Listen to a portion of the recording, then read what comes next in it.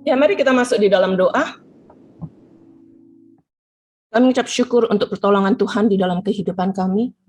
Dan seperti lagu yang kami naikkan Tuhan, kami membutuhkan kuasa salib Tuhan. Bukan hanya di tengah-tengah ibadah pada pagi hari ini. Kami membutuhkan kuasa salib-Mu. Kiranya salib-Mu itu bekerja juga pada pemberitaan firman Tuhan.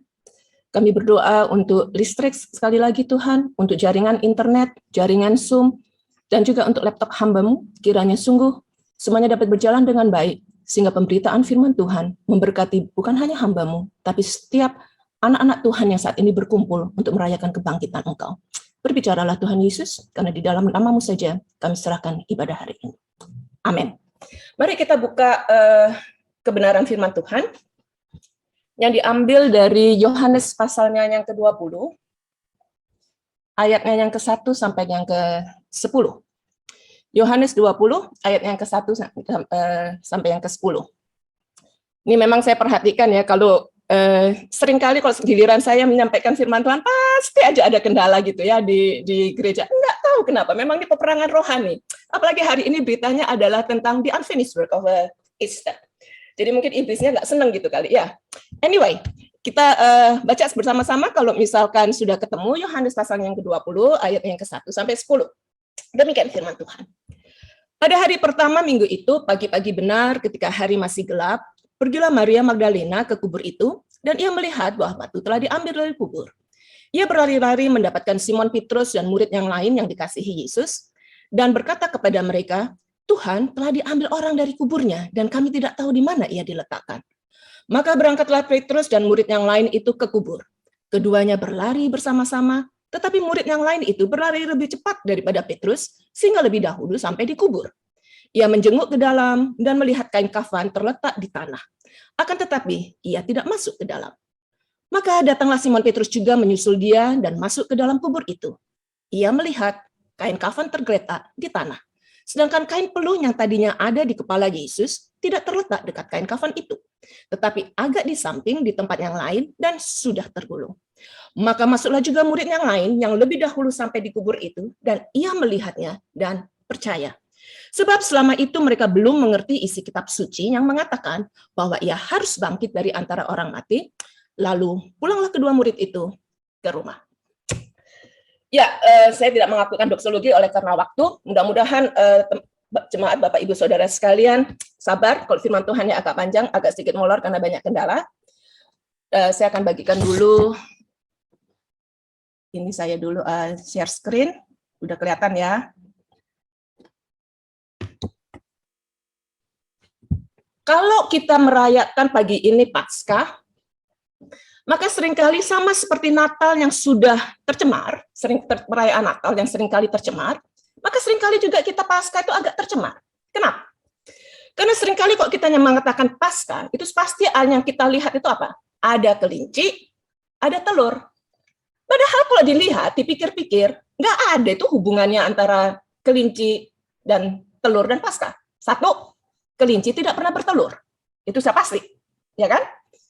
Dan tidak pernah diceritakan di dalam peristiwa Paskah itu bahwa umat Israel pada waktu itu, murid-murid Tuhan, makan telur. Jadi kita nggak mengerti kenapa sampai terjadi kesalahan itu ya. Ada sebagian yang mengatakan itu adalah sebuah simbol bahwa telur Paskah itu menunjukkan telur kan kulitnya kuat gitu ya, tapi kemudian terpecah karena ada anak ayam yang itu keluar, sehingga mengatakan ada sesuatu kuas kemenangan atas sesuatu yang membatasi. Anyway, seringkali juga di dalam peristiwa Paskah atau khotbah-khotbah Paskah, para hamba Tuhan itu seringkali mengatakan, menceritakan tentang pekerjaan Kristus yang kita anggap sudah selesai dilakukan di atas kayu salib. Kenapa? Karena waktu hari Jumat Agung, ketika Yesus disalib, ketika dia mati, dia mengatakan, sebelum dia mati, dia mengatakan dengan suaranya keras, "It is finished." Sudah selesai. Ketika mendengar perkataan sudah selesai, maka kaum Farisi dan ahli Taurat pada saat itu pasti berharap bahwa Yesus sudah selesai. Iblis bersuka cita. Tapi ternyata, kalau kita melihat, yang dikatakan oleh Yesus adalah sudah selesai. Yesus tidak pernah berkata bahwa dia sudah selesai. It is finished. Bukan I am finished. Jadi kalau begitu pertanyaannya adalah, apa yang sudah selesai dengan peristiwa Yesus mati di atas kayu salib?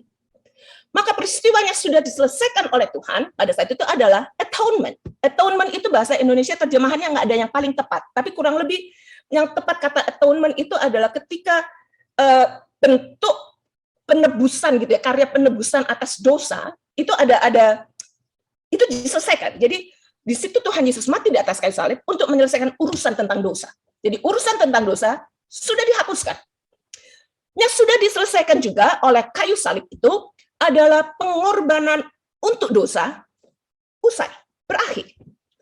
Rancangan keselamatan yang dari awal sudah diteguhkan oleh Tuhan selesai. Dosa, kematian, neraka, bahkan kubur sudah tidak ada artinya lagi.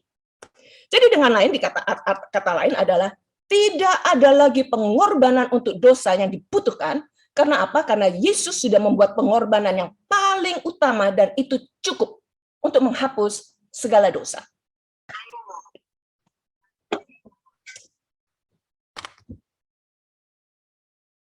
Ya. Nah, maka pertanyaannya sekarang, kalau semuanya dibutuhkan bagi manusia untuk diselamatkan, sudah diselesaikan melalui peristiwa kayu salib, di mana Yesus yang tidak berdosa menjadi berdosa oleh karena kita, supaya kita dibenarkan di hadapan Allah.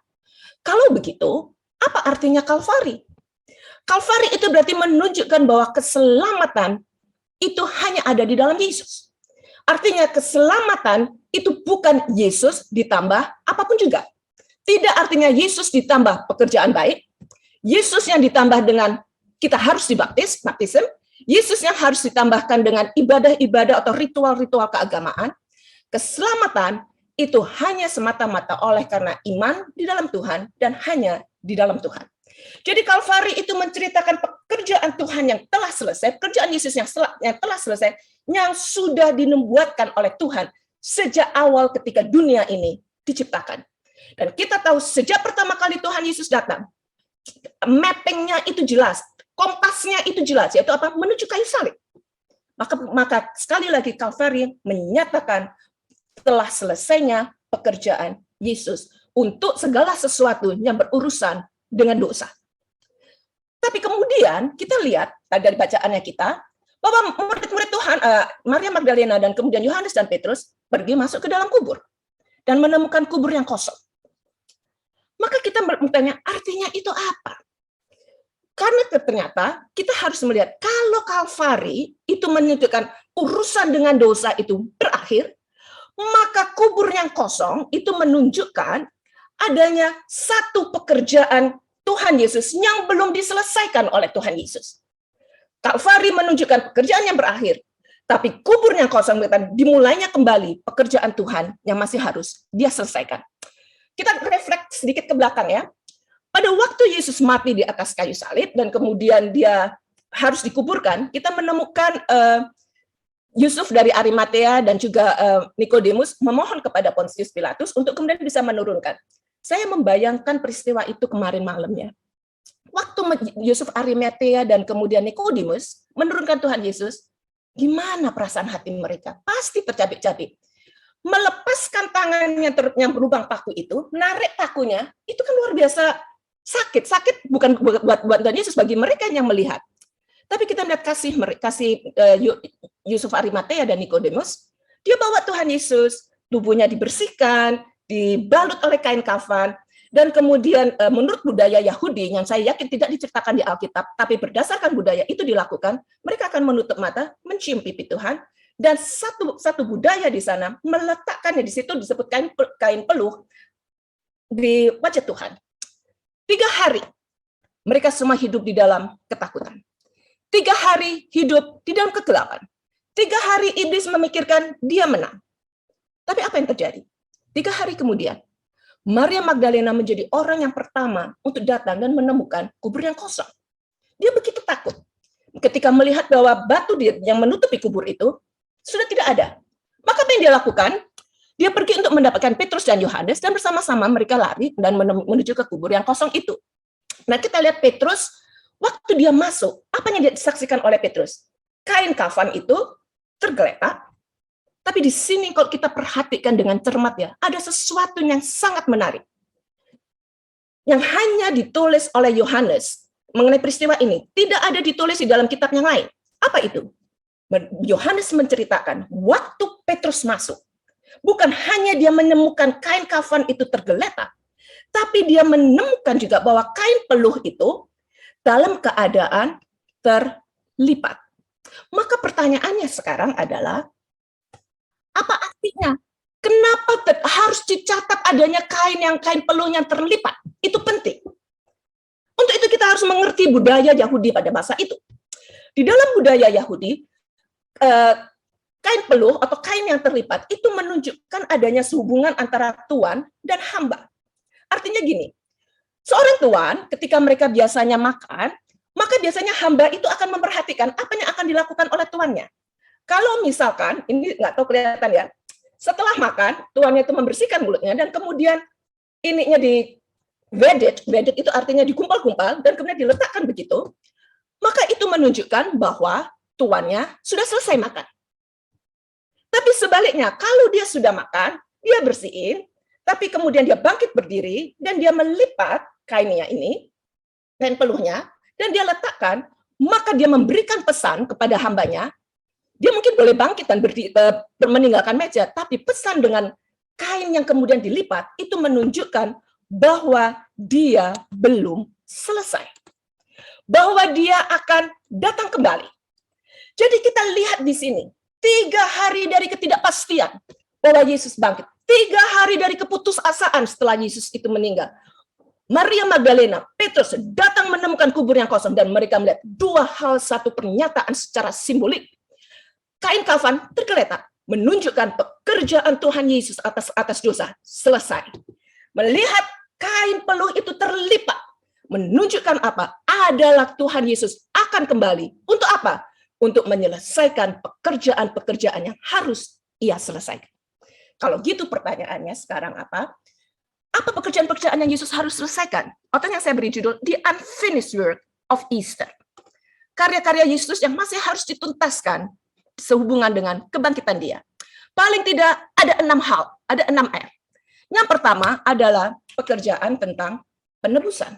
Loh, waktu Tuhan Yesus mati di atas kayu salib, berarti kita udah ditebus dong.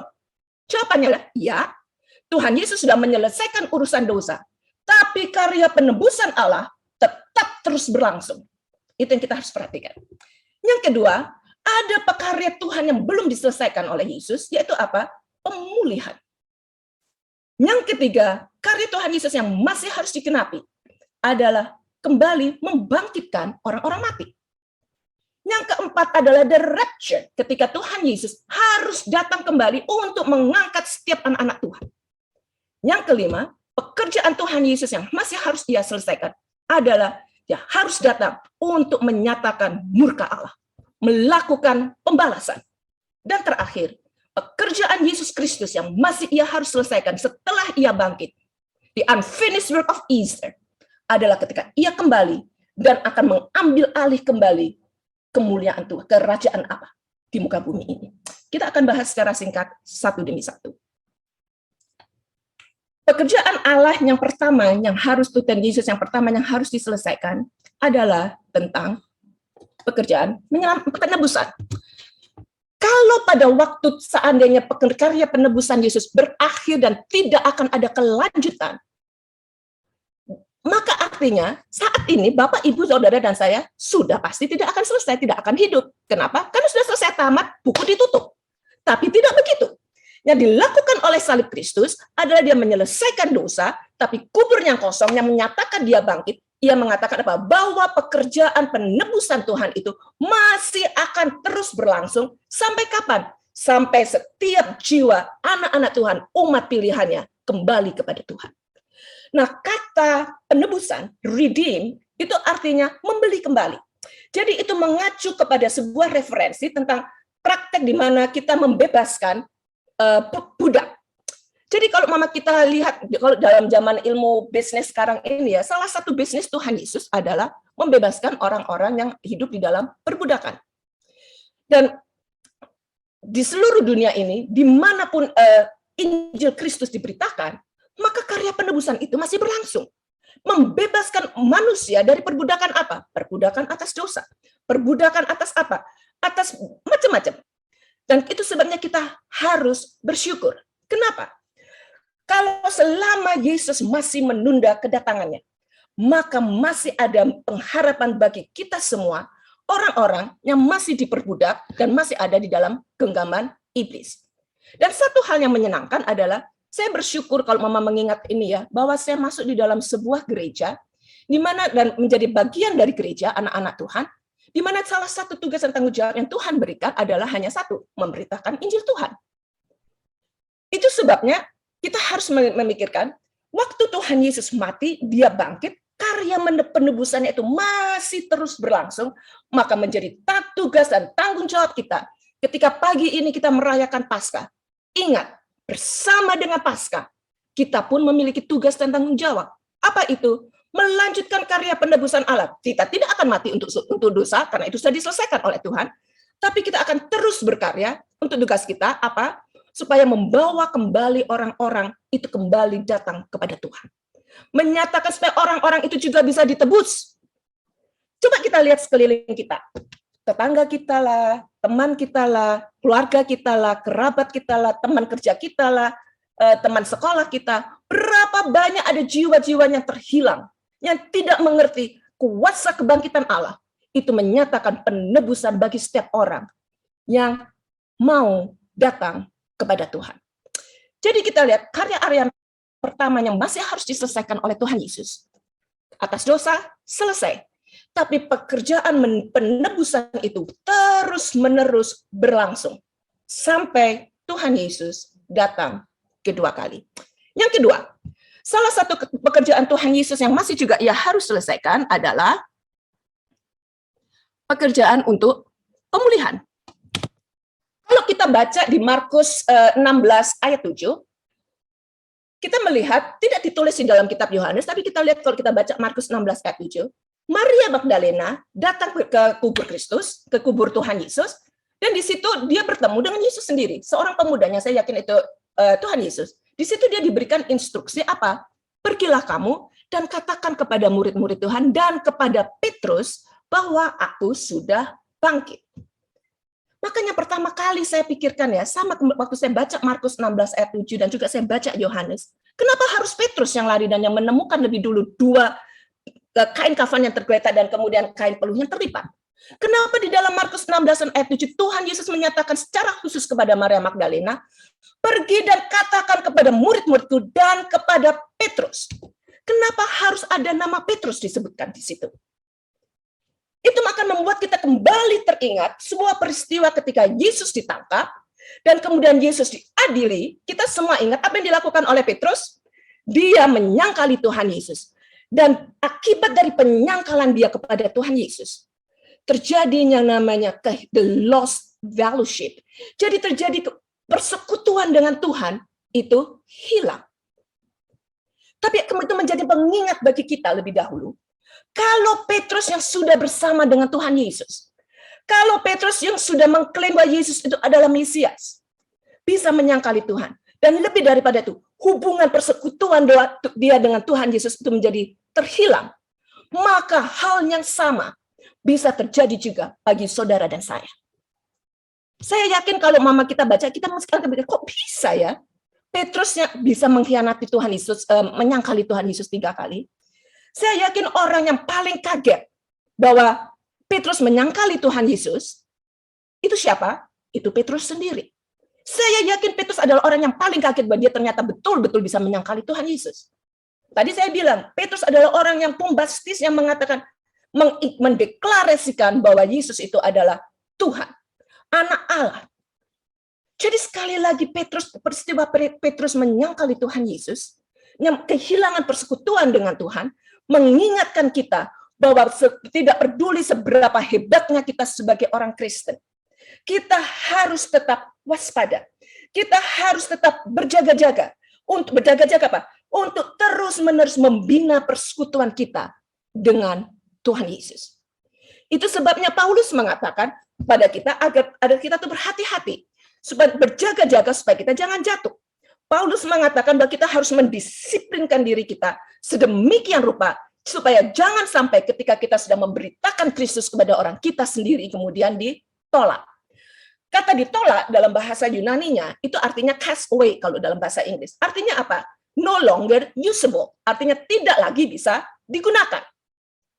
Jadi itu mengingatkan kembali kepada kita bahwa kita semua sebagai orang yang percaya, kalau kita tidak hati-hati, kalau kita tidak berjaga-jaga, kalau kita tidak memiliki disiplin rohani yang baik, maka akan ada waktunya kita akan disconnected. Kita akan terputus di dalam persekutuan dengan Kristus. Dan waktu itu terjadi, akan sangat mudah bagi kita untuk melakukan dosa yang begitu luar biasa, yang membuat akibatnya Tuhan Yesus tidak bisa lagi menggunakan kita.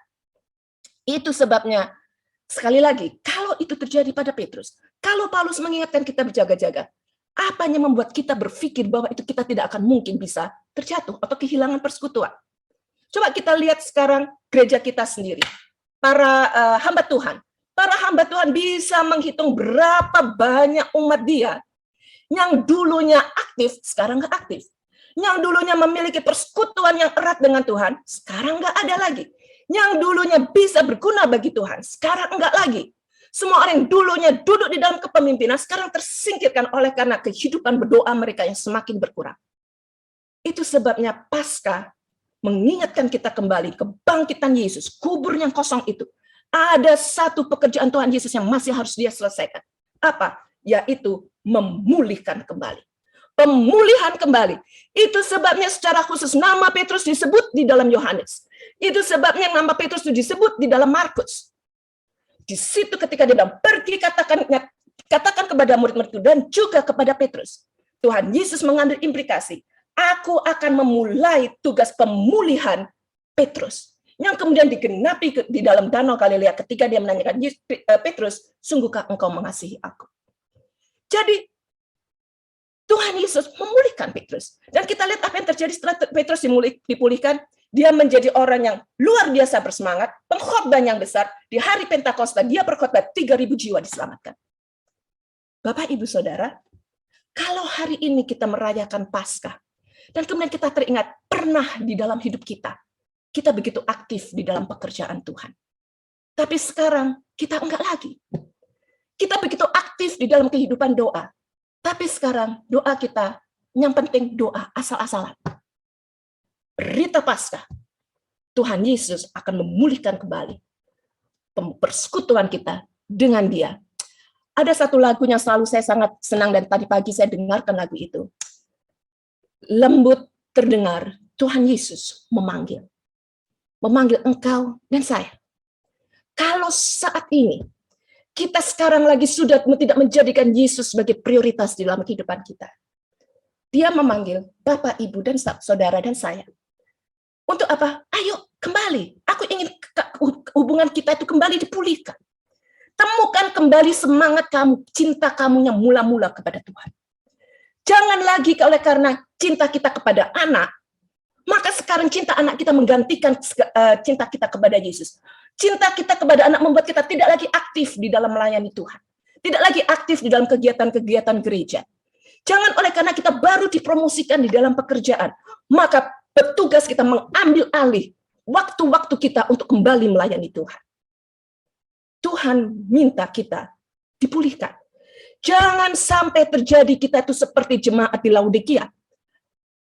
Suam-suam kuku, enggak panas, enggak dingin. Jemaat di Laodikia itu apa? Mereka sudah tidak lagi secara bersemangat, passionate di dalam memuliakan Tuhan, dalam melayani Tuhan. Yang dilakukan mereka itu apa? Mereka mentolerate, mereka hanya mentoleransi adanya Tuhan. Tapi kasih dia kepada Tuhan, enggak. Itu sebabnya Tuhan mengatakan apa? Berjaga-jagalah. Karena aku berdiri di depan pintu dan aku tengah mengetuk. Engkau yang mendengar suaraku dan membuka pintu, aku akan datang dan aku akan tinggal bersama engkau dan engkau tinggal bersama aku. Tapi kalau engkau masih suam-suam kuku, apa yang dilakukan oleh Tuhan? Aku akan memuntahkan engkau kembali. Jangan sampai jemaat Aletheia, yang dulunya pemuda-pemuda kita yang aktif di dalam gereja, pemuda-pemuda kita yang dulu pernah menjadi tokoh-tokoh, atau kita semualah, siapapun juga, menjadi bagian dari jemaat Laodikia. Berita Paskah pada hari ini, kembali kepada Tuhan. Minta pemulihan hubungan dengan Tuhan. Jadi kita melihat pekerjaan Tuhan yang pertama, penebusan Allah terus berlangsung. Karya Tuhan yang keduanya masih harus diselesaikan adalah memulihkan kembali hubungan yang terpisahkan antara kita dengan Dia. Buka hati kita, Tuhan memandang kita, dan Tuhan memanggil kita. Maka pekerjaan Allah yang ketiga adalah the work of resurrection. Apa itu maksudnya? Pekerjaan Allah yang ketiga yang masih harus dia tuntaskan adalah Allah akan datang untuk membangkitkan kembali orang-orang yang sudah mati. Kalau kita baca 1 Tesalonika 4 ayat 16, Tuhan sendiri berkata, Pak Paulus mengatakan, Tuhan sendiri akan turun dari surga dan mereka yang mati di dalam Kristus akan lebih dahulu bangkit. Jadi artinya itu apa? Yesus tidak akan meninggalkan satu tulang pun di tanah ini untuk menjadi milik iblis, untuk diketawakan oleh iblis. Itulah yang namanya di dalam istilah teologi dikatakan buah pertama dari kebangkitan. Alkitab mencatatkan pada waktu kita mati, maka tubuh kita memang ada di bumi, tapi roh kita, semua roh jiwa orang yang sudah diselamatkan, saat itu juga berada bersama dengan Tuhan di surga. Paulus dikatakan di 2 Korintus 5 dikatakan bahwa tubuh kita ini walaupun kemudian dihancurkan, tapi kita akan masih memiliki rumah yang tidak dibuat oleh tangan, tetapi memiliki rumah yang bersifat kekal di surga. Tubuh masuk ke dalam tanah, tapi roh kita berada bersama dengan Tuhan. Pekerjaan Allah yang masih harus, pekerjaan Yesus yang masih harus diselesaikan adalah dia datang untuk membangkitkan orang-orang yang mati. Jadi artinya apa? Walaupun tubuh kita ini di dalam tanah, roh kita masih di dalam surga, ada di dalam surga, tapi konotasinya diberikan adalah bagi setiap orang yang mati di dalam Kristus, dia akan diberikan tubuh rohani yang baru. Tubuh rohani yang ada penuh dengan kemuliaan yang dipersiapkan untuk menyambut Tuhan Yesus datang kembali. Jadi ketika Tuhan Yesus turun dari surga untuk mengangkat setiap orang percaya yang sudah mati di dalam Tuhan, maka Tuhan membangkitkan mereka semuanya, tubuh-tubuhnya sudah kita di dalam kuburan itu, dan dibangkitkan, diberi tubuh yang baru, tubuh penuh kemuliaan yang sesuai dengan Yesus.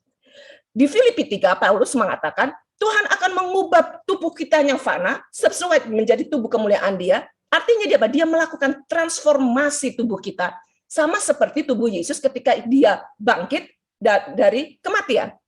Satu tubuh samanya seperti Yesus miliki sebelum peristiwa penyalipan, tapi jauh yang sudah disempurnakan. Satu tubuhnya bisa dikenali, tapi kemudian bisa langsung pergi ke surga, yang luar biasa. Paulus mengatakan, lebih jauh daripada itu, akan merupakan sebuah misteri.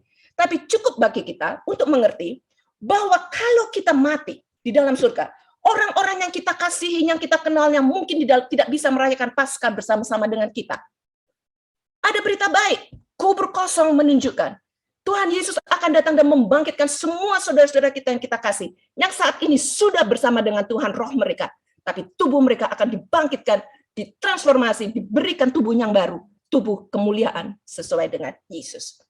Yang keempat, maka pekerjaan Yesus yang juga masih harus dituntaskan, berita kubur yang kosong itu adalah bahwa pekerjaan Yesus, karya Dia untuk mengangkat orang-orang yang dikasihi oleh Tuhan harus dilakukan, karena itu belum selesai. The work of rapture, jadi datang untuk mengangkat. Sekali lagi dari 1 Tesalonika 4, saya lupa ayatnya, tapi dinyatakan, Paulus mengatakan, sesudah kebangkitan dari orang-orang yang mati di dalam Kristus, maka kita yang mungkin saat itu masih hidup waktu Tuhan Yesus datang, itu akan diangkat bersama-sama dengan mereka yang mati di dalam Tuhan Yesus, diangkat di atas awan, untuk kemudian apa? Bisa bersama-sama dengan Tuhan Yesus. Tidak ada lagi sakit penyakit, tidak ada lagi penderitaan. Kata diangkat bersama-sama, caught up, itu artinya, kalau dalam bahasa Yunani itu memiliki kamu itu dibawa dengan satu kekuatan yang luar biasa. Ya, selalu saya pikir-pikir ya, logik. Kenapa? Yang diangkat itu bukan hanya orang-orang yang sudah mati di dalam Tuhan Yesus, tapi kita semuanya mungkin masih hidup. Itu kan pasti jumlahnya banyak. Pasti perlu satu kuasa yang luar biasa untuk bisa mengangkat itu. Pada saat itu, kalau kita masih belum mati, maka pertanyaan ini kan berarti tubuh kita ini tubuh yang berdosa. Maka pertanyaannya adalah, hal hal yang sama pada hari itu, Tuhan Yesus akan mengubah juga tubuh kita menjadi juga tubuh kemuliaan Tuhan. Tubuh kita akan diubahkan juga. Bukan mereka hanya mati yang dibangkitkan. Kitanya mungkin pada saat Tuhan Yesus datang kedua kali. Kita nggak tahu apakah mungkin malam ini atau besok. Ayo kita imagine malam inilah Tuhan Yesus datang. Kita bersuka cita. Kenapa? Karena kita sudah dipulihkan. Kita sudah ditebus. Tapi pada saat Tuhan Yesus datang malam ini, tubuh kita tidak mengalami kematian secara fisik. Tubuh kita pun Tuhan akan rubahkan menjadi tubuh kemuliaan, untuk kemudian dia akan angkat kita bersama-sama dengan Tuhan. Jadi pertanyaannya, apa ya mungkin toh kita ini terangkat tanpa melalui proses kematian? Jawabannya sangat mungkin. Bahkan sudah dibuktikan oleh Alkitab. Kita kenal Henokh, yang kemudian tanpa melalui proses kematian terangkat di surga. Kita kenal Elia, yang juga kemudian terangkat ke surga. Ketika orang-orang tengah melihat Elia terangkat dengan keretanya, dan kemudian orang-orang, aduh dia kemana, dan mencoba mencari, apa kata Elisa? Jangan dicari, dia sudah terangkat dan dia tidak akan datang kembali. Kita ingat peristiwa di Kisah Para Rasul 1 ayat 9-10 ketika Tuhan Yesus naik ke surga. Malaikat mengatakan, Tuhan Yesus yang kamu lihat yang naik, dengan cara yang sama dia akan datang. Kenapa dia akan datang? Karena dia akan mengangkat kita untuk bersama-sama dengan orang-orang yang sudah dibangkitkan. Naik ke surga, tinggal bersama-sama dengan Tuhan Yesus. Makanya kita bersuka cita. Mari kita harus kata, Tuhan segeralah datang. Supaya kita terlepas dari segala penderitaan ini. Memiliki tubuh yang dimuliakan dan hidup bersama dengan Tuhan. Yang kelima. Ini laptop saya macet. Oke. Dan ini yang penting yang sebenarnya sangat orang tidak suka mendengar, tapi harus disampaikan. Salah satu karya Kristus yang masih harus dituntaskan, itu adalah apa? Tadi waktu kita bilang, Tuhan Yesus datang, turun ke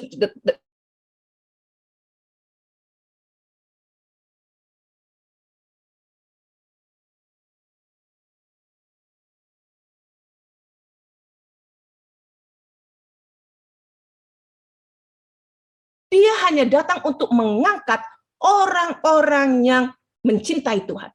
Orang-orang yang menjadi umat Tuhan. Kalau begitu,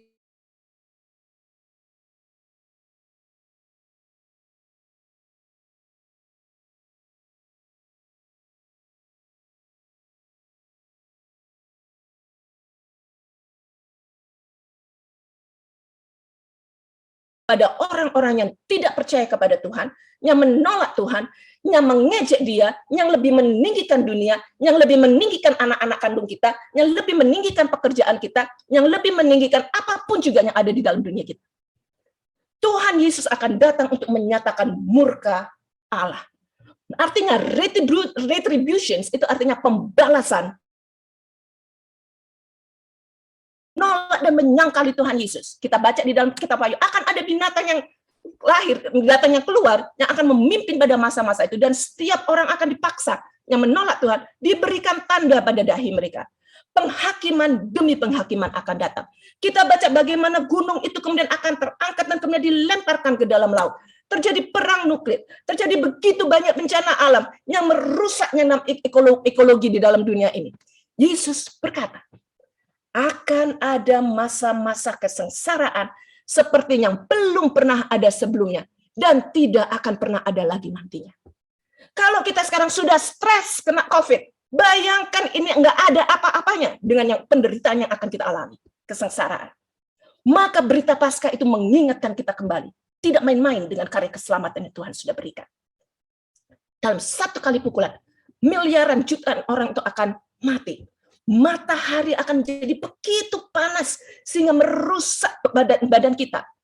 Hari itu adalah hari murka Allah, di mana kemudian bumi itu dibuka dan roh-roh jahat itu ditarik keluar dan dibiarkan oleh Tuhan untuk bisa mempengaruhi dan merusak pemikiran dari orang-orang.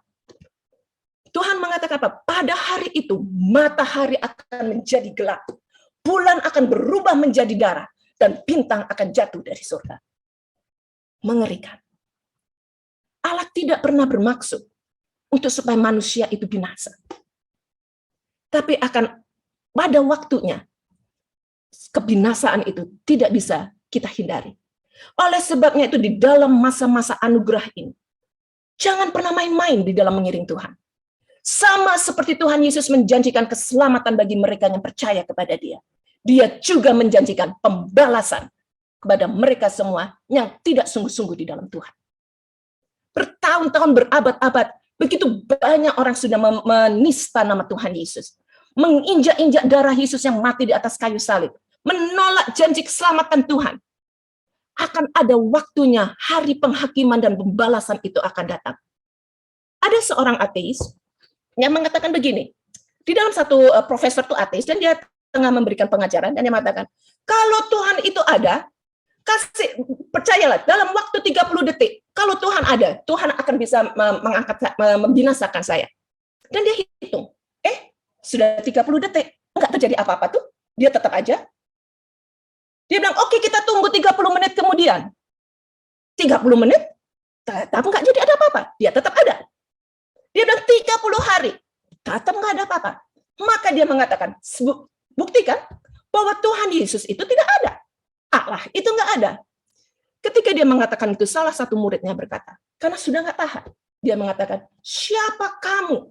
Sehingga kamu bisa mengatur Tuhan Yesus kapan dia datang. Atau mengatakan Allah enggak ada.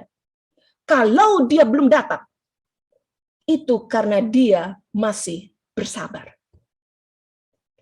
Kalau kita sering kali juga berpikirkan, kita sudah mendengar tentang peristiwa Tuhan Yesus akan datang kedua kalinya. Itu sejak kapan? Sejak kita masih sekolah minggu. Saya sudah dengar, tuh mungkin ibu saya sendiri sudah mendengar sejak zaman neneknya dia. Mungkin nenek dari neneknya dia juga sudah mendengar Tuhan Yesus akan datang. Sehingga karena kita melihat tidak pernah digenapi, kita seringkali merayakan Paskah asal-asalan. Kita pikir itu hanya sebuah cerita bahwa Tuhan Yesus akan datang untuk melakukan pembalasan. Tapi sama seperti kata orang yang menegur orang ateis itu. Kalau dia belum datang, karena dia masih memiliki kesabaran. Artinya apa? Akan ada waktunya kesabaran Allah itu exhausted, kesabaran Allah itu berakhir. Akan ada waktunya Allah itu mengatakan enough is enough, cukup sudah. Dan itu sebabnya pada hari itu Tuhan Yesus akan membakar dunia ini dengan api yang luar biasa. Sebab itu hari ini waktu kita merayakan Paskah, masih ingat dosa memang diselesaikan, tapi pekerjaan Yesus masih ada yang belum selesai. Apa itu? Pembalasan Allah. Oleh sebab itu teman-teman, Bapak Ibu Saudara sekalian, termasuk saya sendiri, bertobat. Kembali pada cinta Allah kepada Allah yang mula-mula, supaya kita tidak termasuk dari mereka yang menerima murka Allah. Rajin kembali membaca Alkitab, rajin kembali hidup di dalam persekutuan, menyerahkan hidup kepada Tuhan, menjadi saksi-saksi Kristus, supaya kita tidak menerima murka Allah. Karena ketika Allah sudah memberikan murkanya dan kita menerima murka Allah, this time Tuhan akan berkata, I am finished. Bukan lagi it is finished. Dan pada waktu itu, apa yang bisa kita bilang? Dan yang terakhir, salah satu pekerjaan Allahnya juga masih, pekerjaan Yesusnya masih dia harus selesaikan, adalah ketika ia akan datang kembali dan mengambil alih kembali hak Allah yang sudah seharusnya dia miliki di dunia, mereclaim kembali.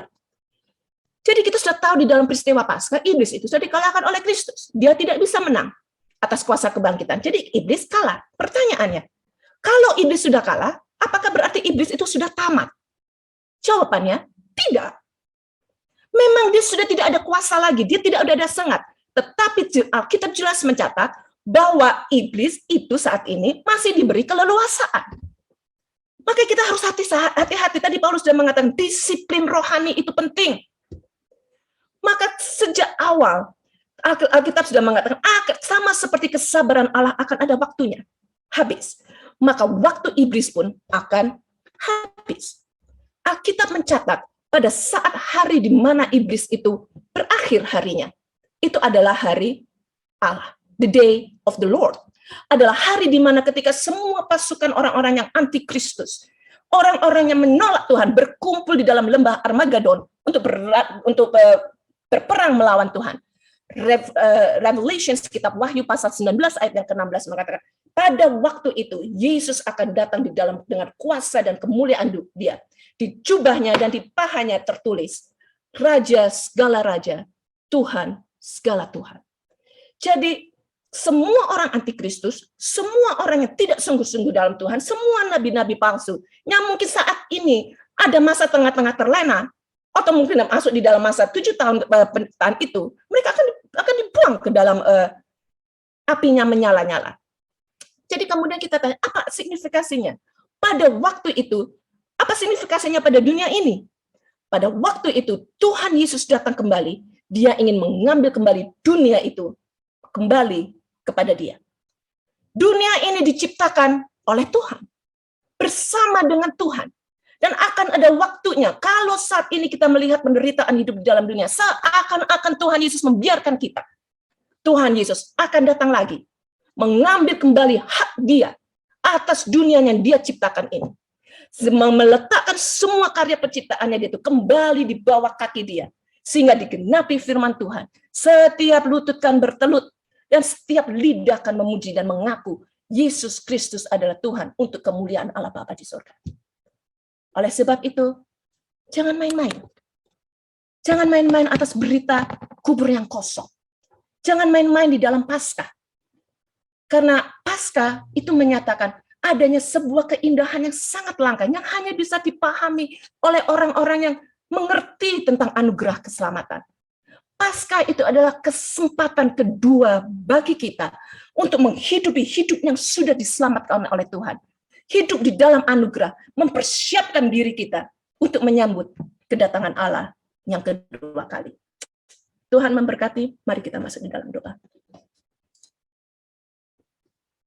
Tuhan Allah Bapa kami, sungguh berita Paskah adalah satu berita sukacita, di mana kami mengerti bahwa urusan dosa sudah diselesaikan. Seringkali karena kami tahu iblis telah dikalahkan di atas kayu salib, kami menjadi orang-orang yang terlena. Kami menjadi orang-orang yang memikirkan pekerjaan Allah melalui Yesus Kristus sudah selesai. Sehingga kami seringkali mengikuti Engkau dengan asal-asalan. Kami tidak mengerjakan keselamatan yang Tuhan sudah berikan kepada kami dengan bersungguh-sungguh. Tapi pagi hari ini kami mengucap syukur Tuhan. Karena kembali Engkau menyatakan kasih Engkau di dalam hidup kami. Mengingatkan kami kembali bahwa masih ada karya-karya Tuhan yang Yesus yang harus diselesaikan. Yang dibuktikan dengan kubur yang kosong itu. Masih akan ada karya penebusan. Dan mengingatkan kami tanggung jawab kami sebagai anak-anak Tuhan yang sudah ditebus. Untuk juga membawa anak-anak orang-orang lain kembali kepada Tuhan.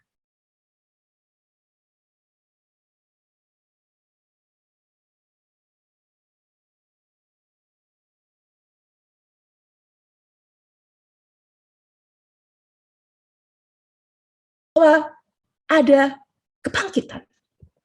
Bahwa kami semua akan ada waktunya kami dibangkitkan kembali Tuhan. Berkumpul bersama dengan orang-orang yang kami terlebih dahulu. Kebangkitan yang kami rindukan. Kami bersyukur karena kami diingatkan kembali oleh Tuhan. Bahwa berita Paskah adalah di mana kami dipulihkan kembali persekutuan kami dengan Engkau. Tuhan, Engkau tengok kami. Jika ada di antara kami yang saat ini telah kehilangan kasih kami yang mula-mula. Jika ada kami yang saat ini asal-asalan di dalam mengikut Engkau. Jika ada kami yang saat ini masih tidak serius di dalam kehidupan kerohanian kami. Tuhan ampuni. Tuhan ingatkan kami bahwa ada pemulihan. Sama seperti Engkau memulihkan Petrus yang sudah menyangkali Engkau. Engkau akan memulihkan kami. Biarkan kami kembali menempatkan prioritas kehidupan kami dengan lebih baik dan lebih benar. Yesus di atas segala-galanya. Anak kami, pekerjaan kami, karir kami, pernikahan kami, ada hal-hal yang kedua dan ketiga. Yesus yang pertama dan yang utama. Jangan sampai kami kehilangan persekutuan dengan Engkau. Terima kasih karena berita Paskah mengajarkan kami. Akan ada waktunya jika Engkau datang dan kami masih ada di muka bumi ini. Kami akan diangkat. Kami akan diberikan ke tubuh yang baru. Dan kami bersuka cita untuk itu. Kami bersyukur Tuhan karena Engkau mengingatkan kami untuk sekali lagi tidak main-main. Karena akan ada waktu pembalasan dari Tuhan itu akan datang. Dan kami tidak ingin menjadi anggota atau bagian dari orang-orang yang menerima murka Allah. Tolong kami. Sehingga kami bersama-sama dengan Engkau Tuhan. menikmati ketika engkau datang, mengklaim kembali tentang dunia ini, menarik dunia ini kembali menjadi milik engkau. Dan kami ada bersama-sama dengan engkau. Kiranya berita Paskah ini juga memberkati untuk setiap anak-anak Tuhan, secara khusus bagi mereka yang sudah berulang tahun di dalam 1 minggu ini. Berdoa untuk Ibu Vina, berdoa untuk Ella, berdoa untuk Johannes Agatha, kami berdoa untuk Miki, kami berdoa untuk Eka, berdoa secara khusus untuk Ibu Henicin, secara khusus juga karena saat ini dia tengah mengandung. Kami berdoa juga untuk Reinhard, supaya berita Paskah ini juga menjadi berita ulang tahun. Mereka lebih bersungguh-sungguh di dalam hidup bersama dengan Tuhan.